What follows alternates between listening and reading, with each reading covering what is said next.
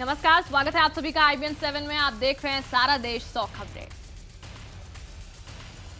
गुजरात में भारी बारिश की वजह से मरने वालों की तादाद 40 के पार पहुंच गई है। अमरेली और राजकोट में बाढ़ के हालात हैं। वहीं अहमदाबाद पर भी बाढ़ का खतरा मंडरा रहा है। हालात को देखते हुए प्रशासन ने सभी प्राइमरी और हायर सेकेंडरी स्कूलों को बंद कर दिया है। गुजरात में कई नदियां खतरे के निशान से ऊपर बह रही हैं। सूबे में बारिश के हालात को देखते हुए फोर्सेस को तैनात किया गया है। अमरेली के कई गांवों का संपर्क सूबे के दूसरे हिस्सों से कट गया है। साथ ही कई इलाकों में बिजली भी ठप है। मौसम विभाग ने आज फिर भारी बारिश की चेतावनी जारी की।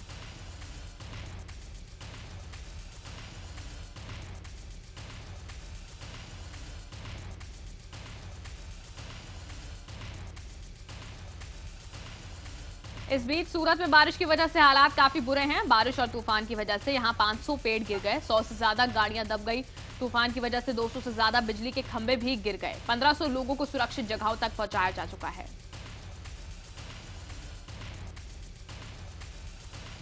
गुजरात के सौराष्ट्र में 24 घंटे से लगातार बारिश से हाहाकार मच गया है। कई नदियां खतरे के निशान से ऊपर बह रही हैं तो कई गांवों का संपर्क टूट गया है। गुजरात के ऊना में सबसे ज्यादा 13 इंच बारिश रिकॉर्ड की गई। वलसाड के ही सोनबाड़ा गांव में 6 मकानों की छत ढह गई। पोरबंदर, मोरबी, गोंडाल और जामनगर में भारी बारिश दर्ज की गई है। भारी बारिश के चलते राजकोट और वलसाड जिले के काफी स्कूल और कॉलेजों में छुट्टी की गई। सोमनाथ जिले में भी भारी बारिश हो रही है। गुजरात के अमरेली जिले में बारिश के चलते 35 गांवों का संपर्क टूट गया है। अमरेली में बाढ़ की वजह से अब तक 18 लोगों की मौत हो गई है। एनडीआरएफ की 170 टीमों को बचाव काम में लगाया गया है। लोगों को बचाने के लिए हेलीकॉप्टर की मदद ली जा रही है। जिले के जाफराबाद में बारिश से हाल बेहाल है। कई जगहों पर पानी भर गया है। यातायात बुरी तरह से प्रभावित हुआ है। सरकारी अधिकारियों की छुट्टियां भी रद्द कर दी गई हैं। जम्मू कश्मीर और अनंतनाग और पुलवामा में बाढ़ के चलते अलर्ट जारी किया गया है। दक्षिण कश्मीर में लगातार बारिश से झेलम का स्तर खतरे के निशान के करीब है।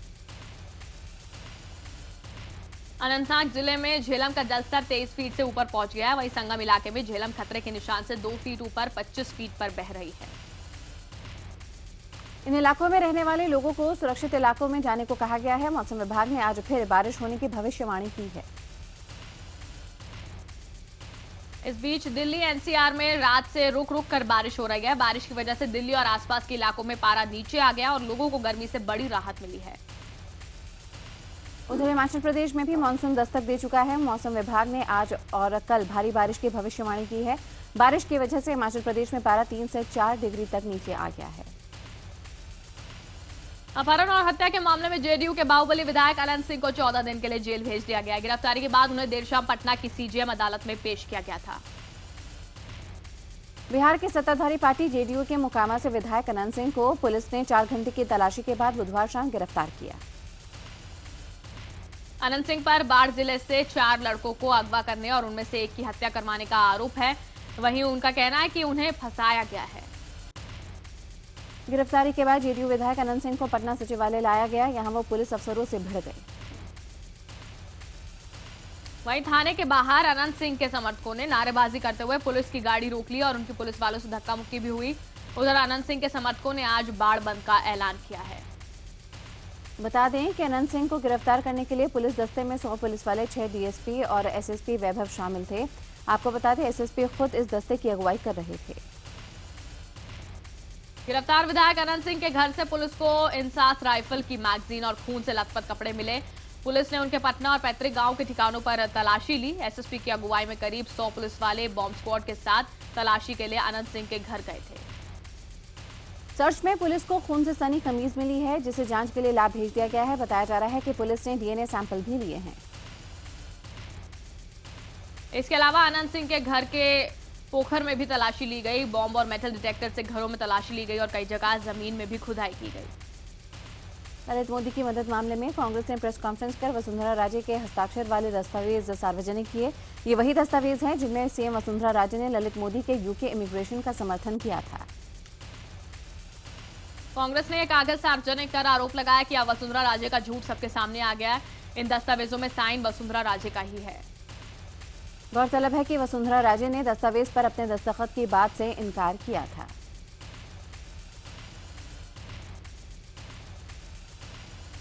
ललित मोदी के समर्थन में चिट्ठी पर गिरी राजस्थान की मुख्यमंत्री वसुंधरा राजे को पार्टी की राज्य इकाई का पूरा समर्थन मिला है। राजस्थान बीजेपी के अध्यक्ष अशोक परनामी ने IVN7 के साथ खास बातचीत में कहा कि वसुंधरा राजे की छवि खराब करने की कोशिश की जा रही है और पूरी जानकारी आने तक वो इस पर कोई प्रतिक्रिया नहीं देंगे। ललित मोदी विवाद के बाद राजस्थान की मुख्यमंत्री राजेश सिंधिया ने अपना लंदन का दौरा रद्द कर दिया। उन्हें 27 जून को लंदन के लिए निकलना था। सूत्रों की माने तो दौरा रद्द करने के पीछे दलील ये दी गई है कि 27 और 28 जून को नीति आयोग की बैठक है। उधर जयपुर में कांग्रेस की रैली के दौरान सीएम आवास में घुसने के लिए कांग्रेस कार्यकर्ता पुलिस से भिड़ गए। इससे पहले सचिन पायलट की अगुवाई में कांग्रेस ने जयपुर के उद्योग मैदान से सिविल लाइंस तक विरोध जुलूस भी निकाला और वसुंधरा के इस्तीफे की मांग की। महाराष्ट्र के मुख्यमंत्री देवेंद्र फडणवीस के मुताबिक ललित मोदी से मुलाकात के मुद्दे पर उन्हें राकेश मारिया की सफाई पहली नजर में ठीक लगती है। हालांकि उन्होंने ये भी कहा कि कुछ बिंदुओं पर मारिया को और सफाई देनी होगी और उन्होंने इस बारे में और जानकारी मांगी है। उधर शिवसेना ने अपने मुखपत्र सामना में लिखा है कि राकेश मारिया को बलि का बकरा नहीं बनाया जाना चाहिए। शिवसेना ने सवाल उठाया कि केंद्र सरकार और बीजेपी ने जिस तरह तमाम विरोध के बावजूद सुषमा स्वराज और वसुंधरा राजे का समर्थन किया है, उसी तरह का बर्ताव राकेश मारिया के साथ क्यों नहीं हो सकता। महाराष्ट्र सरकार के महिला और बाल विकास मंत्री पंकजा मुंडे पर लगा है 206 करोड़ रुपए के घोटाले का आरोप और ट्विटर पर इसे महाराष्ट्र में बीजेपी सरकार का पहला घोटाला बताया जा रहा है। पंकजा मुंडे को 15 जून को अहमदनगर जिला परिषद की प्रेसिडेंट मंजुश्री ने एक चिट्ठी लिखकर बताया कि सरकार की ओर से आदिवासी छात्रों में बांटे जा रही मूंगफली और गुड़ की चिक्की में मिट्टी मिली है। मंत्री होते हुए मुंडे ने ही चटाई, किताब, वाटर फिल्टर के साथ की चिक्की की खरीदारी को मंजूरी दी थी। आरोप है कि पंकजा मुंडे ने नियमों को दरकिनार करते हुए 206 करोड़ रुपए का कॉन्ट्रैक्ट दिया। कांग्रेस अब इस मामले को लेकर ACB में जाने की तैयारी कर रही है। खुद पर लग रहे आरोपों पर पंकजा मुंडे ने सफाई देते हुए कहा कि कॉन्ट्रैक्ट देने में कानून की कोई अवहेलना नहीं हुई है।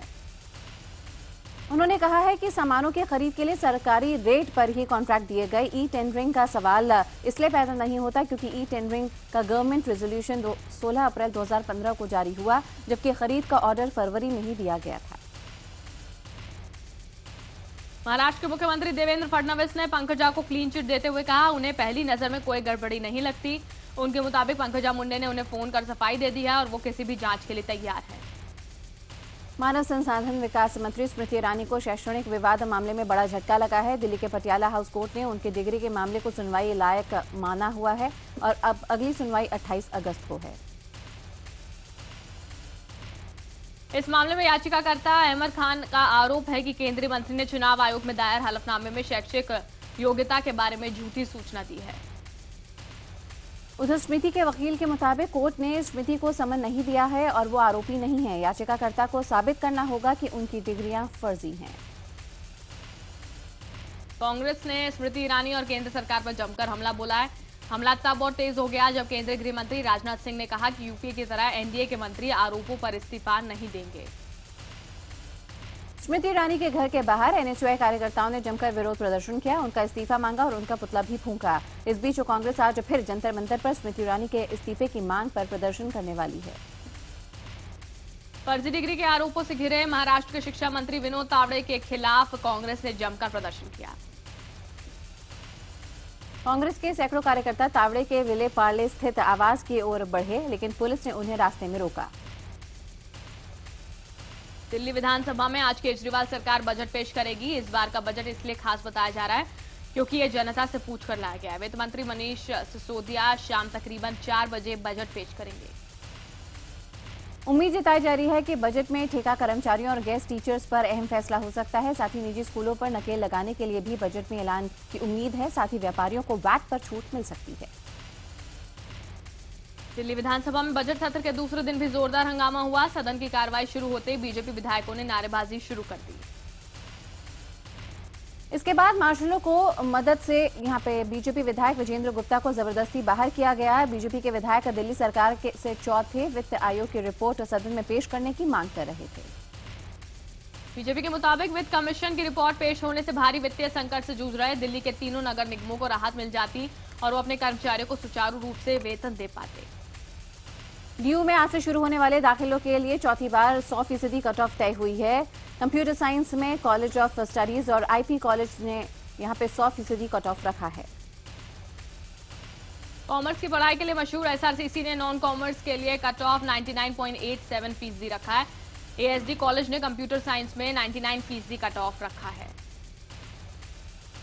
लेडी श्रीराम कॉलेज ने अंग्रेजी पत्रकारिता के लिए कट ऑफ 98.5% तय किया है, जबकि इंग्लिश ऑनर्स की कट ऑफ 98.25% तय की गई है। 2015 और 16 के सेशन के लिए तकरीबन 3,70,000 छात्रों ने आवेदन किया। दिल्ली के नामी और बड़े प्राइवेट स्कूलों में गरीबों के कोटे पर अमीर लोगों के बच्चों का दाखिला कराने के बड़े रैकेट का खुलासा दिल्ली पुलिस ने किया है। दिल्ली पुलिस ने बुधवार को इस मामले में एडमिशन रैकेट चलाने वाले नीरज नाम के आरोपी को गिरफ्तार किया, जो एक एडमिशन के लिए 3 लाख रुपए वसूलता था। पूछताछ में गरीबों के कोटे की सीटों पर अमीरों के बच्चों को दाखिला देने वाले 9 नामी स्कूलों के नामों का खुलासा हुआ है। दिल्ली पुलिस ने पिछले सप्ताह 4 लोगों को गिरफ्तार कर इस बड़े रैकेट का खुलासा किया था। पुलिस को शक है इस मामले में स्कूलों के लोग भी शामिल हैं। देश में शहरों की तस्वीर बदलने के लिए प्रधानमंत्री नरेंद्र मोदी आज अपनी महत्वाकांक्षी परियोजना स्मार्ट सिटी का शुभारंभ करेंगे। इससे पहले पीएम 500 शहरों के मेयर से मिलेंगे और स्मार्ट सिटी का नजरिया भी यहां पर साझा करेंगे। इसके अलावा पीएम मोदी अटल मिशन और पीएम आवास योजना का भी शुभारंभ करेंगे। शहरी विकास मंत्रालय के मुताबिक स्मार्ट सिटी प्रोजेक्ट के तहत चुनिंदा 100 शहरों में जीवन की गुणवत्ता को बेहतर बनाने का लक्ष्य रखा है। इसमें 24 घंटे पीने का पानी और बिजली, विश्व स्तर की परिवहन व्यवस्था, बेहतर शिक्षा सुविधा समेत दूसरी सुविधाएं शामिल हैं। IBN 7 के खुलासे ऑपरेशन कालापानी के बाद जागी दिल्ली सरकार ने विजिलेंस जांच के आदेश दे दिए हैं। दिल्ली जल बोर्ड के चेयरमैन कपिल मिश्रा ने IBN 7 से कहा कि इस मामले में जो भी दोषी होगा उसके खिलाफ कार्रवाई की जाएगी। कपिल मिश्रा ने यह भी कहा कि चाहे दिल्ली जल बोर्ड का कर्मचारी हो या फिर कोई और, उसे बख्शा नहीं जाएगा। इससे पहले IBN 7 ने खुलासा किया था कि जल बोर्ड का पानी जनता को दिए जाने की बजाय खुलेआम टैंकर माफिया को बेचा जा रहा है। पीएम मोदी मन की बात के 8वें संस्करण का प्रसारण 28 जून को होगा। पीएम मोदी ने सरकार के खुले मंच mygov.in पर कार्यक्रम संबंधी सुझाव लोगों से मंगवाए हैं। प्रधानमंत्री नरेंद्र मोदी 28 जून को अपने संसदीय क्षेत्र वाराणसी आ रहे हैं। अभी तक के कार्यक्रम के अनुसार पीएम BHU ट्रॉमा सेंटर के उद्घाटन के साथ ही DLW में इंटीग्रेटेड पावर डेवलपमेंट स्कीम का शिलान्यास करेंगे। इस दौरान 3000 सिपाही और 10 कंपनी के से ऊपर CRPF और RAF के साथ बड़ी तादाद में सब इंस्पेक्टर पीएम की सुरक्षा में तैनात होंगे। इमरजेंसी के 40 साल पूरे होने के मौके पर पीएम ने ट्वीट किया है। ट्वीट में पीएम ने इमरजेंसी को सबसे खराब काल बताया। तत्कालीन सरकार पर निशाना साधते हुए पीएम ने लिखा, इमरजेंसी के जरिए लोकतंत्र को कुचलने की साजिश रची गई थी। संसद का मानसून सत्र 21 जुलाई से शुरू होकर 18 अगस्त तक चलेगा। इस बार ललित मोदी प्रकरण की वजह से संसद सत्र के हंगामेदार होने के पूरे आसार हैं। कांग्रेस ने धमकी दी है, अगर विदेश मंत्री सुषमा स्वराज और राजस्थान की मुख्यमंत्री वसुंधरा ने इस्तीफा नहीं दिया तो मानसून सत्र नहीं चलने देंगे। दोनों नेताओं पर ललित मोदी को ब्रिटिश यात्रा के लिए जरूरी दस्तावेज दिलाने में मदद का आरोप है।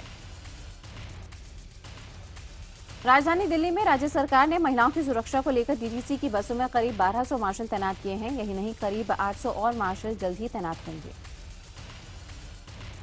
इनकम टैक्स डिपार्टमेंट ने टैक्स रिटर्न दाखिल करने की तारीख को बढ़ाकर 31 अगस्त कर दिया है। पहले टैक्स रिटर्न दाखिल करने की अंतिम तारीख 31 जुलाई थी। साथ ही टैक्स रिटर्न भरने के लिए नए फॉर्म को वित्त वर्ष 2015-16 के लिए नोटिफाई भी किया गया है। वित्त मंत्रालय ने हाल ही में रिटर्न दाखिल करने के नियमों में फेरबदल किया था। इसी वजह से रिटर्न की तारीख 1 महीने के लिए बढ़ा दी गई है। शिमला में पुलिस की गुंडागर्दी का वीडियो सामने आया। इस वीडियो में 3 पुलिस वाले टूरिस्ट के ड्राइवर को बारी बारी से पीटते नजर आ रहे हैं। इसमें एक महिला लगातार पुलिस वालों से हाथ जोड़कर ड्राइवर को छोड़ देने की विनती कर रही है, मगर पुलिस वाले उस शख्स पर लात घूंसे और थप्पड़ बरसा रहे हैं। ये वीडियो सोशल मीडिया पर वायरल होने के बाद एसपी ने जांच के आदेश दे दिए। आला अफसरों के मुताबिक दोषी पुलिस वालों के खिलाफ अनुशासनात्मक कार्रवाई की जाएगी। यूपी के बरेली में जमीन विवाद को लेकर एक शख्स को गोली मार दी गई। 20 साल के आजम पर उसके रिश्तेदार ने फायरिंग कर दी। आजम को गंभीर हालत में अस्पताल में भर्ती कराया गया। 2 दिन पहले भी दोनों पक्षों के बीच फायरिंग हुई थी और इनमें आधा दर्जन लोग जख्मी पाए गए। वाराणसी में अभिनेता सनी देओल, रवि किशन, साक्षी तंवर के खिलाफ मामला दर्ज किया गया है। सभी पर फिल्म मोहल्ला 80 में धार्मिक भावनाओं को आहत करने का आरोप लगा है। बिहार के पटना में 2 बाइक सवार बदमाशों ने एक शख्स से 2 लाख रुपए लूट लिए। शख्स बैंक से पैसे निकालकर घर की ओर जा रहा था। रास्ते में बदमाशों ने शख्स से पैसों से भरा बैग लूट लिया। पुलिस मामले की जांच कर रही है। बिहार के सीतामढ़ी जिले में जेल में छापा मारा गया। पुलिस को जेल के अंदर से ही अपराधियों द्वारा रंगदारी मांगने की खबर मिली थी, जिसके बाद कई थानों की पुलिस को जेल के अंदर तैनात किया गया। भीषण गर्मी के बाद आज वाराणसी में हुई बारिश ने मौसम सुहाना कर दिया। काशी वासियों को बारिश होने से गर्मी से बड़ी राहत मिली है। उत्तराखंड के उधम सिंह नगर जिले में भी लोगों को बारिश से बड़ी राहत मिली है। कई दिनों से गर्मी और उमस के बाद लोगों ने बारिश का लुत्फ उठाया। इलाहाबाद में एक 5 साल की बच्ची के साथ रेप किया गया। पुलिस के सिपाही की बेटी के साथ एक शख्स ने दुराचार किया। आरोपी बच्ची को खेलने के बहाने अपने साथ ले गया था। बच्ची की हालत गंभीर बनी हुई है। बच्ची को इलाज के लिए अस्पताल में भर्ती कराया गया है। पुलिस ने आरोपी को गिरफ्तार किया। बरेली में बदमाशों ने एक शख्स के साथ लूटपाट कर उसे रेलवे ट्रैक पर फेंक दिया। 2 लोगों ने अजीम के घर घुसकर पहले उसके साथ मारपीट की और फिर उसका सामान लूटकर उसे रेलवे ट्रैक पर फेंककर फरार हो गए। एमपी के गुना जिले में भोज यूनिवर्सिटी की परीक्षा के दौरान स्टूडेंट खुलेआम नकल करते पाए गए। स्टूडेंट्स के एग्जाम टेबल पर ही गाइड रखी थी और छात्र खुलेआम चीटिंग कर रहे थे। कैमरा देखते ही छात्र नकल का सामान छिपाने लगे, लेकिन तब तक कैमरे में ये तस्वीरें कैद हो चुकी थी। एमपी के जबलपुर में एक प्राइवेट स्कूल ने एक छात्रा को स्कूल से निकालने की चेतावनी दे डाली है। स्कूल के मुताबिक छात्रा ने अपना ट्रांसफर सर्टिफिकेट जमा नहीं किया है, जबकि छात्रा के मुताबिक उसे स्कूल में पढ़ते हुए 8 साल हो गए हैं और स्कूल प्रशासन अब 8 साल बाद उसे परेशान कर रहा है। राजस्थान के दौसा में एक बाइक में अचानक आग लगने से 10 महीने के बच्चे की मौत हो गई। बाइक पर सवार 2 साल की बच्ची और उसकी मां घायल हो गए। दरअसल मां की साड़ी ने आग पकड़ ली थी, जिसके बाद वो बाइक से कूद गई और बच्चे की मौत हो गई। राजस्थान के अजमेर के डीएवी कॉलेज के बाहर 2 छात्र गुट आपस में भिड़ गए। एबीवीपी और एनएसयूआई के छात्रों के बीच जमकर मारपीट हुई और लाठी डंडे चले। पुलिस जैसे ही मौके पर पहुंची, छात्र भाग निकले। वक्त है ब्रेक का। ब्रेक के बाद खबरें एंटरटेनमेंट की दुनिया की, जहां फिल्म जुरासिक वर्ल्ड ने धूम मचाई हुई है। भारत में अब तक इस हॉलीवुड फिल्म ने 100 करोड़ की कमाई कर ली है। देखिए फिल्म के नए रिकॉर्ड। ब्रेक के बाद These animals are thinking, I gotta eat. I gotta hunt. You gotta be able to relate to at least.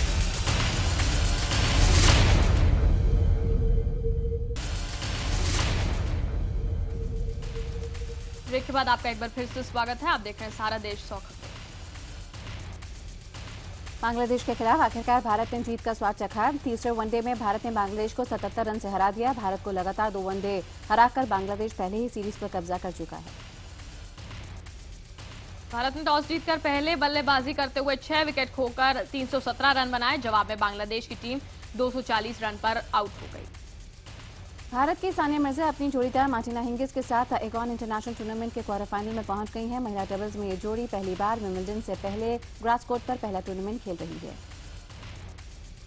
Film miss Tanakpur हाजिर हो यूपी के मुजफ्फरनगर शहर में रिलीज नहीं होगी। फिल्म निर्देशक कापड़ी ने मुजफ्फरनगर में इस फिल्म की रिलीज पर वहां के जिला मनोरंजन कर अधिकारी ने रोक लगाई है, ऐसा बताया है।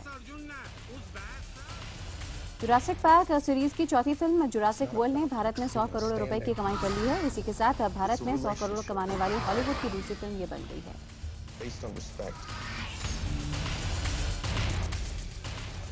इस साल ईद पर बॉक्स ऑफिस पर 2 बड़े खान आपस में टक्कर लेंगे। हम बात कर रहे हैं सलमान और शाहरुख खान की। सलमान की फिल्म बजरंगी भाईजान ईद पर रिलीज होगी, वहीं शाहरुख की फिल्म रईस को भी इसी साल ईद पर रिलीज करने की तैयारी है। सरबजीत की जिंदगी पर बन रही फिल्म में सरबजीत के किरदार के लिए एक्टर रणदीप हुड्डा को फाइनल कर लिया गया है। इस फिल्म में सरबजीत की बहन का किरदार ऐश्वर्या निभाएंगी। फिल्म को उमान कुमार निर्देशित करेंगे। इस साल ईद पर सलमान ने अपने फैंस को डबल खुशी देने की तैयारी कर ली है। एक तो पहले ही ईद पर सलमान बजरंगी भाईजान लेकर आ रहे हैं और हाल ही में उन्होंने अपनी फिल्म सुल्तान का ट्रेलर लॉन्च कर सबको चौंका दिया है। सुल्तान अगले साल ईद के मौके पर रिलीज होगी।